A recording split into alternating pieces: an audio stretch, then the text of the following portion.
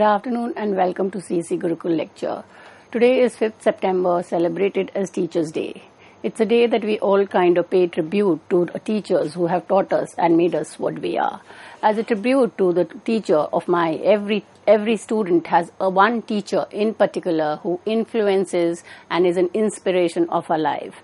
Today, I take this opportunity to discuss the work of my mentor and my supervisor, teacher, Professor Maitrayee Chaudhuri.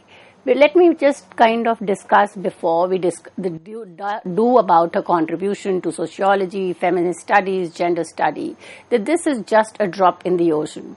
We are just discussing some of the basic work that she has done, and to have a more exhaustive understanding of the life and work, we need to read the works that she has done and is widely published national and globally.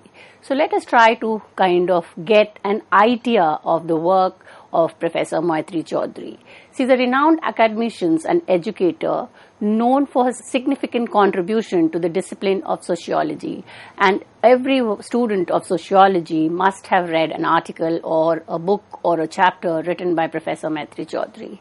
She has a diverse background in social sciences and has made significant contribution in research, teaching and the institutionalization of gender studies in India. It was a time that we starts writing about gender inequality and gradually and slowly shifts her discussions to post-colonial discourses and the way sociologists practiced and do theory. She has conducted extensive research on gender studies, social theory, post-colonial theory and feminist theory. She has published numerous articles, books, chapters, edited volumes and scholarly papers. If we look into her educational background, she completed her bachelor's degree in English from St. Mary's College, Northeastern Hill University.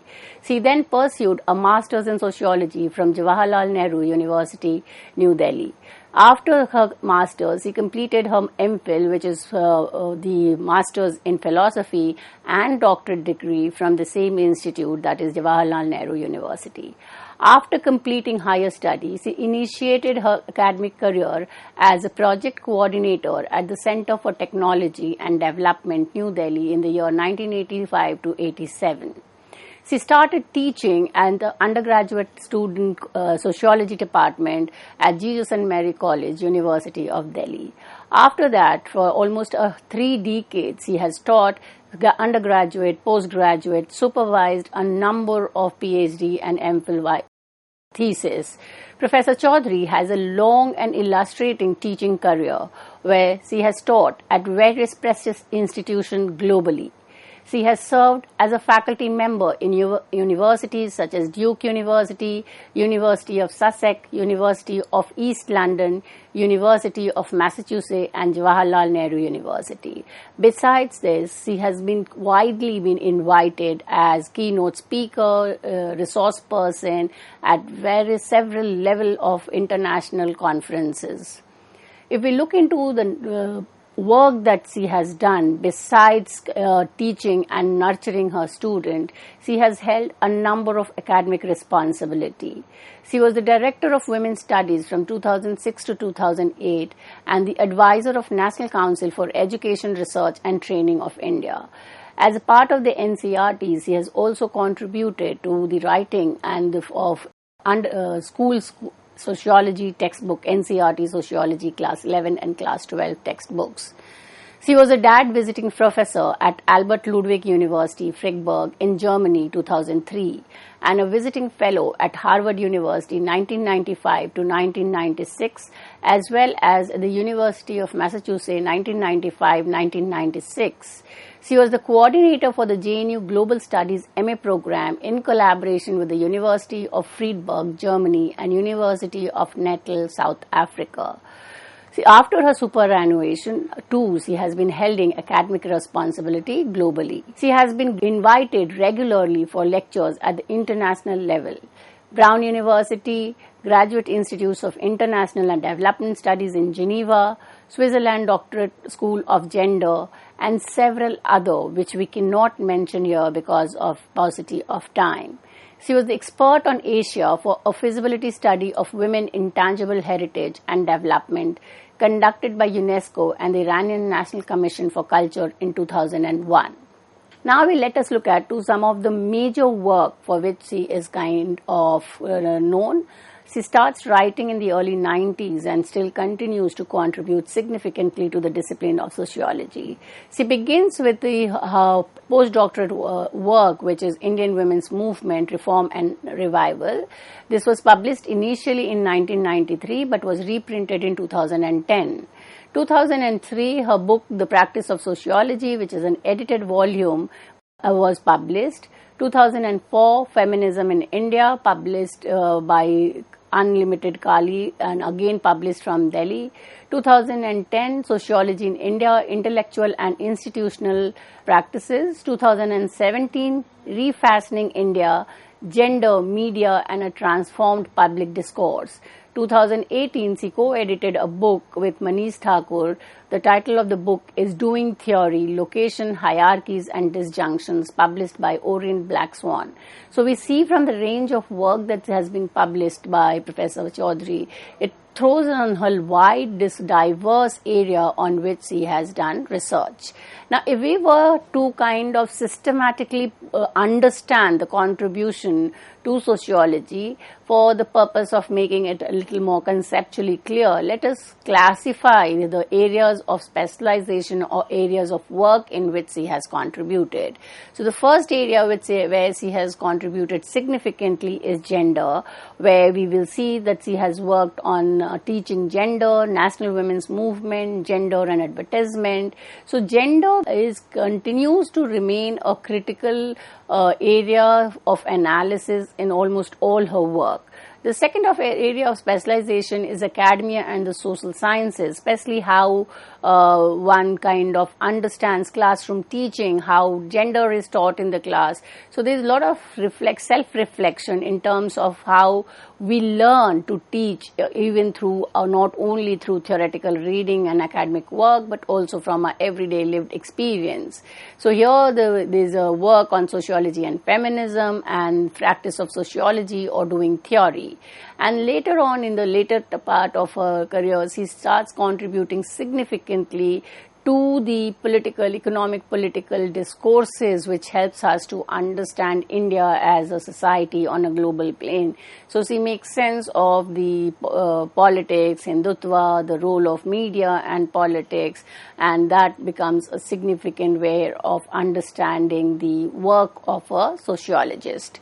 So let us begin by looking into some of the key areas in which Professor Chaudhuri has contributed. So the first is obviously feminist sociology. She was writing at a time when the women's studies centers were just kind of coming up in the country. She is one of the leading figures to institutionalize gender studies in India and therefore has contributed significantly in the area of gender and feminist theory. She has emphasized the importance of incorporating a feminist perspective into sociological analysis and has explored various feminist theories, including intersectionality in understanding social inequality. And the reason why her work becomes significant is also to look into the disciplinary point at which most of the problems of India, gender relation, women, were being understood from a feminist perspective, and it was kind of difficult to bring in a theory which was constructed or conceptualized in the West and use it for the understanding Indian society. Therefore, her work as a feminist scholar became significant as it contributed to the conceptualization of indigenous women from the perspective of an Indian scholar. The second area where she contributes significantly is globalization and transnationalism. This is kind of area where she has again contributed significantly, and she has examined how these processes, globalization, modernity, transnationalism, colonialism, all these processes of economic, social, political transformation, which is the point at which society in India had been studied, is being examined by Professor Chaudhuri and how these processes reshape social structures, identity and power relation. Her research sets light on the complex interplay between the local and the global forces. The third area is social movement and activism. She has focused on social movement, women's movement, global national movement, activism within the context of India. She has studied the role of social movements in political, social transformation and the strategies and dynamics involved in mobilizing for social change. The fourth area of contribution to sociology is the post-colonial theory. She has engaged with post-colonial theory and its implication for sociological analysis. Her work explores the intersection of colonization, power, identity, inequality, challenging the Eurocentric framework in social sciences, and advocating for decolonizing knowledge and production.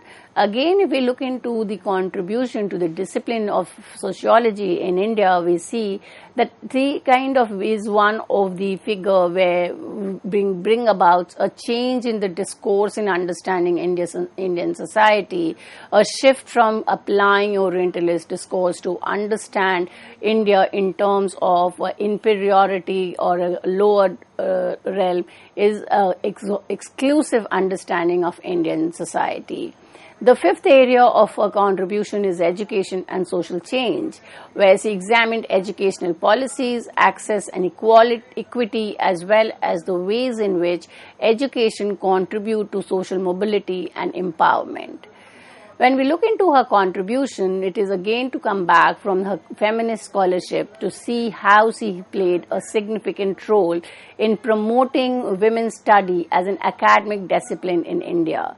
So Women's Studies Center was under her leadership for a period of 2 years, in which she worked extensively to make sure that the center does exhaustive work in gender and problems of inequality and at the policy level as well as the empirical level.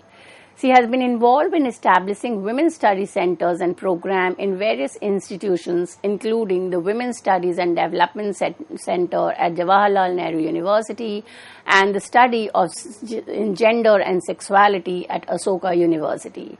She has also been actively engaged in organizing conferences, workshops, and seminars on feminist theories and gender studies.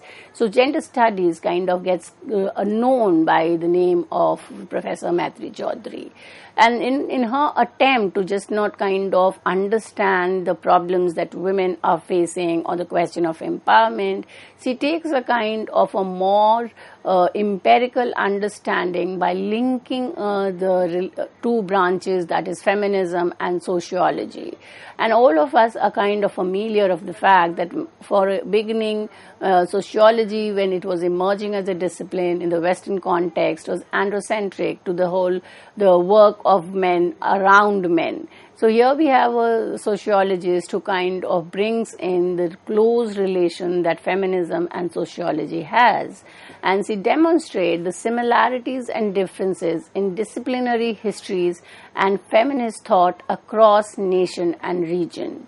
Second, the issue of hierarchies within international academics that take new form in the global setting is connected to the issue of context and travel. Third, the national location of academia continues to matter, evident, for instance, in the rich feminist scholarship on kinship and family studies. So when we look into how she is kind of problematizing the understanding of gender, we not only kind of understand gender, women's problem from grand narrative, meta-narratives, but also in terms of our everyday experience of gender. And one place where one can kind of learn a lot about the way in gender relations are structured in society is through the classroom experience.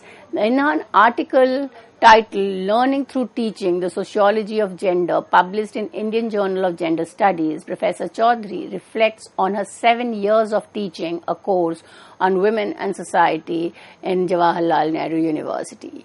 In this article, she reflects on the experience of teaching gender from a variety of perspectives, including those relating to sociology and its place in academia, issues with women's studies and feminist politics, and the intricate details of education in particular.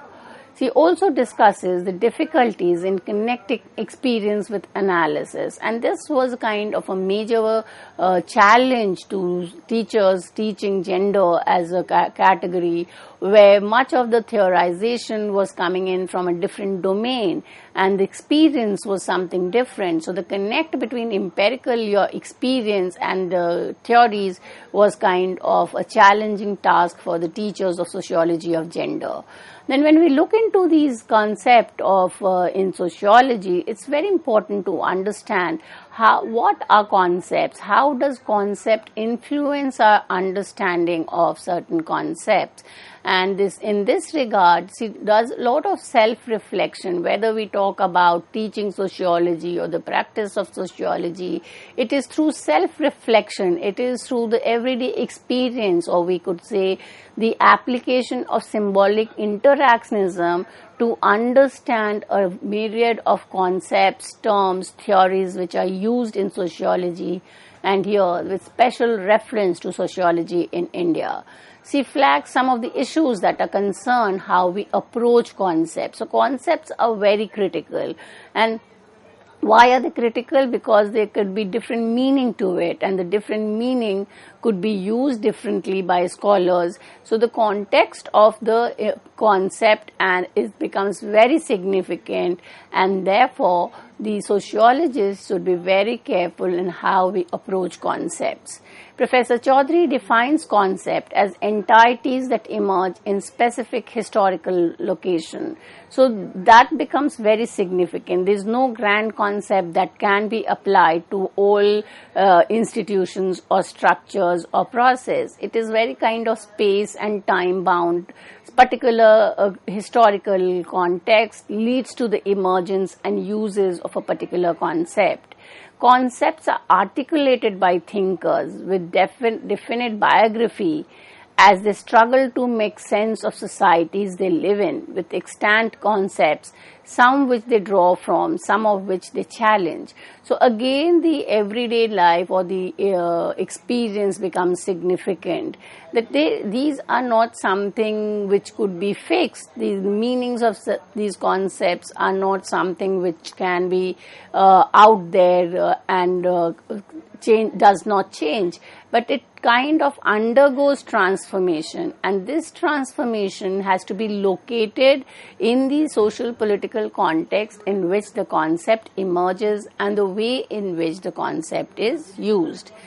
According to Professor Chaudhuri, concepts emerge in specific historical context and are constitutive of economic, political, social, cultural, institutional and intellectual processes. So we see the embeddedness. So this is again a shift from the mainstream sociology that try to demarcate the disciplinary boundaries. But here there is a kind of connect between all, and we need to kind of understand the concept from all the perspective. Sociologists need to understand not just the context with which theories arise, but also the entangled routes through which they travel. This demands careful examination of both context of production, circulation and receptions of theory. So this is very critical, and that is the advice that she offers to all her students, that whenever we need to kind of read a text, we need to look into these three points. One is the production of the text, the place, the historical instance or the conditions under which the particular text was produced. The second is how the book was circulated. So it depends on a lot in terms of the existing social political ideology that leads to the circulation, and then the third part is the reception of the concept, and this could be involving a critique. So concepts are both factors and indicators of the reality. They describe to understand it and explore how it can or cannot help us social reality. So this is how she's trying to create a link between concept and reality. They are not separate, they are connected to each other. And that brings us to her most important engagement, and that is the engagement of doing theory, of how we kind of as sociologists engage ourselves in understanding reality. Doing theory demands a careful examination of again production, circulation and receptions of theory. Professor Chaudhuri argues that theories emerge and travel in specific context. We need to examine disciplinary history and varying influence of theories and understanding of Indian social science. So we cannot kind of blindly apply Western theory or theories that were produced at a different particular context or different historical point to understand, say, India or any other society for that matter. There is a requirement for indigenization of the discipline and to understand the concept in the particular. So social theorists have kind of been critiqued, reconstituted and deployed differently by different scholars in different contexts. So there is an intrinsic relationship between theory and method. It becomes kind of very important to understand that there is a possibility of linking theory and method, and therefore kind of help us both in our teaching and research process. It is with this understanding that researchers should seek to unravel social, intellectual and institutional processes that have gone into the making and practice of theory. Theories matter, some shape and legitimize hegemonic worldview, some debunk and render explicit the limits of the same. So through these words, he kind of establishes a relationship between theory and method. Further, Professor Chaudhuri argues that theories offers us the lens and method to critique not only common sense knowledge but also understand complex social process that give rise to conditioning with theoretical knowledge. So when we look into her biography, to the kind of work that she has done, we do owe a lot to Professor Chaudhuri and her work in terms of significant contribution to the discipline of sociology. With this, I come to an end of this lecture. Thank you.